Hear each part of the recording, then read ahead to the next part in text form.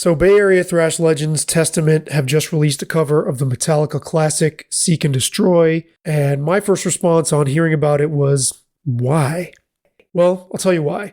Because there's a tribute album titled No Life Til Leather, a tribute to Metallica's Kill 'Em All, being released on November 14th via Silver Lining Music.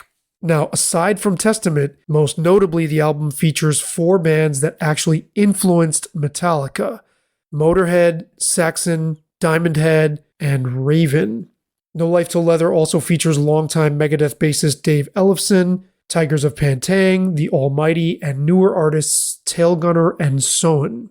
But what really stands out about this lineup is just how many of Metallica's elders from the new wave of British heavy metal are represented here.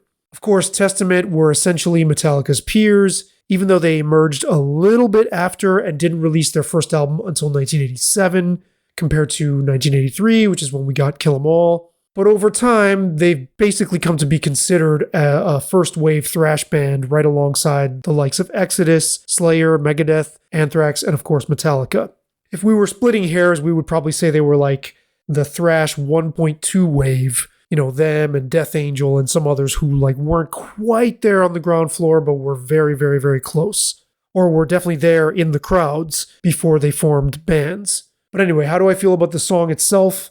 I was surprised because as soon as I started listening to it, I remembered what a cool song Seek and Destroy actually is and how much I get pumped for those main handful of riffs.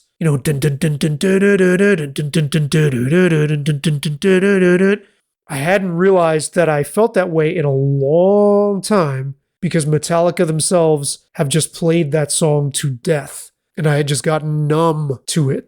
I mean, I don't love the drums on this new version, and I'm not sure if that's Chris Dova's, Testament's current drummer, because it's hard, no credits were released, and I'm not sure exactly when this was recorded, but I feel like the drums are a little bit busy and kind of over the top in spots, where there's double bass added where it doesn't belong, and some rhythmic variation that I think is admirable, but a bit out of place and maybe a little excessive. But other than that, this is a fun version of a song from a band that I find way too easy to take for granted. The video, on the other hand, is quite possibly the dumbest heavy metal video I've ever seen, and that's saying a lot. It's just footage of a bunch of young men roaming around, breaking stuff.